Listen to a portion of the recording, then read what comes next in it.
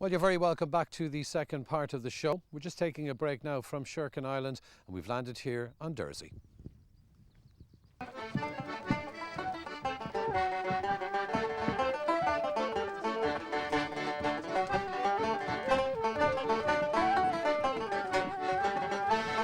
Okay, Anne, we're having some hoolie in your house. Tell us about why your house. Why is the hoolie in your house? Is Anne the party lady of the island? I'm one of the party ladies on the island. This is part of the West Cork Islands festival, the summer festival, and the festival is on all 7 inhabited islands. And we used to do set dancing and live music years ago, so we decided that's what we would do for the festival. And this is our second year doing it, and I had the dance floor from 2002.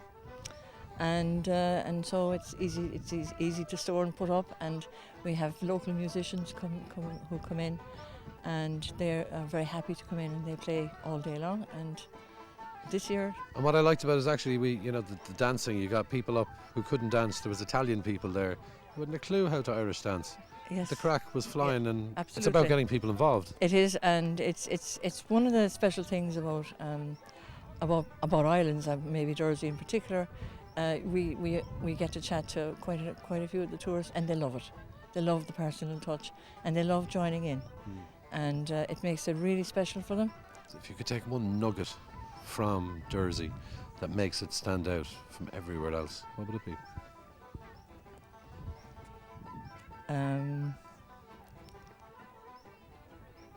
It's just a really, really special place. It's very, very difficult to put into words. How do you describe a nugget? Okay, I'm here with Rosarie. You born and reared here, left here when you were 12 to go to school, but you have homes here. It's still island living. You may leave it, but it doesn't leave you. I still love my home here in the island. We built our home here 14 years ago, and I come back here on a regular basis. And my neighbour, I was born just next door, so we built this house 14 years ago, so I come back on a regular basis. What is it about living in an island that it doesn't leave you? What is it about this place that just keeps you coming back? It's my home, and I suppose I have a big graph for the island, really. Do you know, I always love coming back. It's always my home, and I suppose the savage loves his native shore. It's the saying. Yeah. I suppose a lot of the problems that islands are facing is the populations are dropping. Yes. As somebody who has been born and reared here and still lives here a lot of the time, what is it that you think can be done to get the population back up and to stop that problem? Well, jobs are a problem, and how it happened here was, I suppose, people left for school and then they got a job, but with hours on the cable car you couldn't really have a job in Castleonbear because the cable car opens at 9, and if you were in a job you would be working from 9 to 5, so it's not suitable really to work from the island. Do you know? Now the islands all seem to be kind of working together, aren't they? Yeah, there's all the 7 West Cork Islands have gone together for the last 5 or 6 years, so they all work together and we have meetings on a regular basis. So we're all trying to promote the islands and bring people in and bring people back to see what island life is about. I had always a big interest in singing and Irish and English songs. Yeah. So that's how I learned my language mainly. Okay. And is that what drew you to Ireland? Music, yeah. Music mainly. I was playing Irish music in Germany already before I ever came to Ireland. Okay. And that was in 1983. And I travelled around and came back year after year after year. And then in the early 90s, a friend of mine came to Beara and loved it and sent me a letter saying, you know Ireland well, but you've never been to Beara.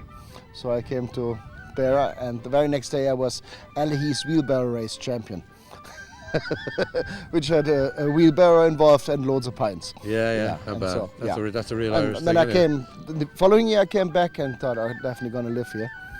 And then 5 years later I jumped and came over.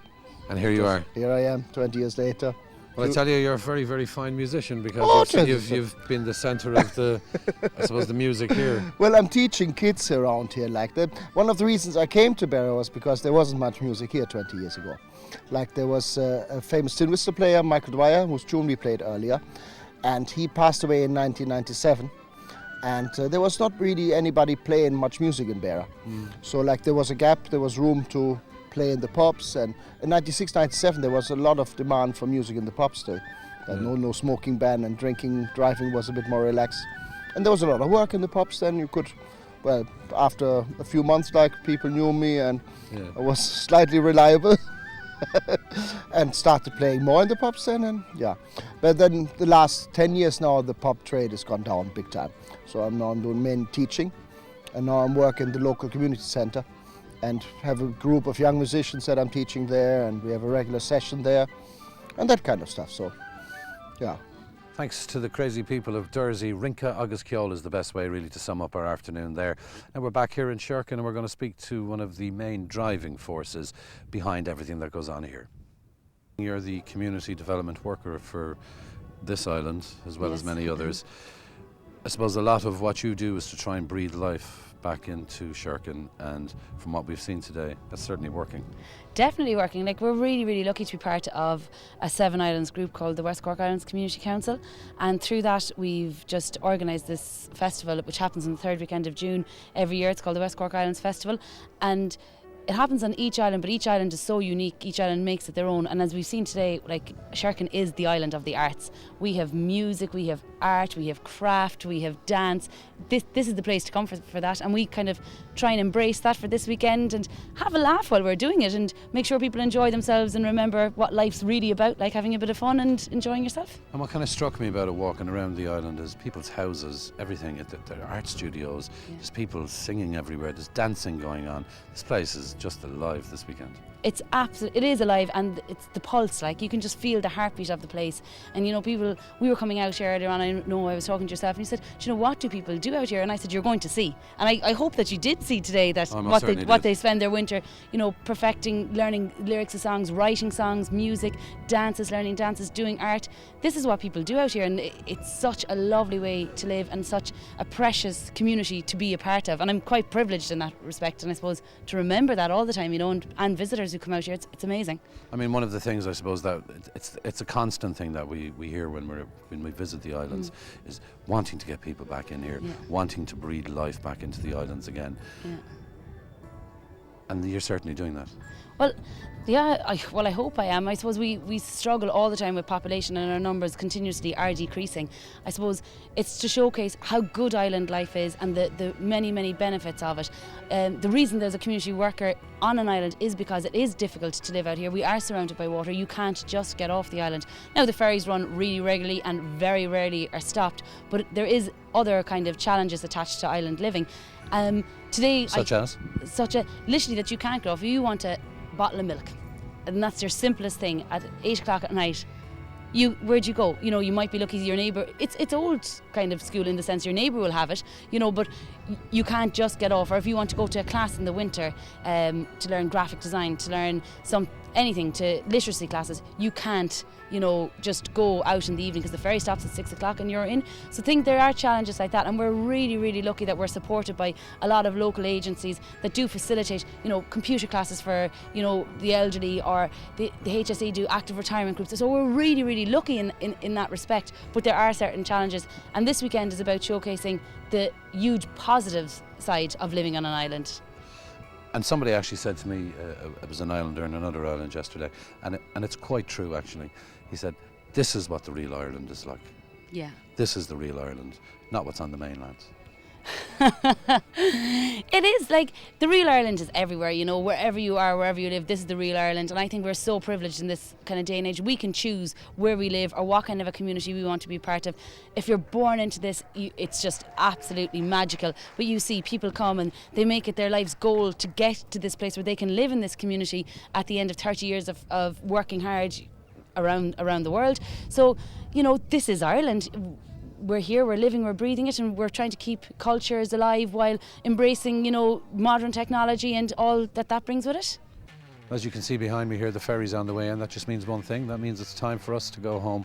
We had a fantastic time here in Shirkin. We got ferried around. We got to see some of the art exhibition that was going on. We got to go up to the hotel and see the set dancing that goes on there on a regular basis.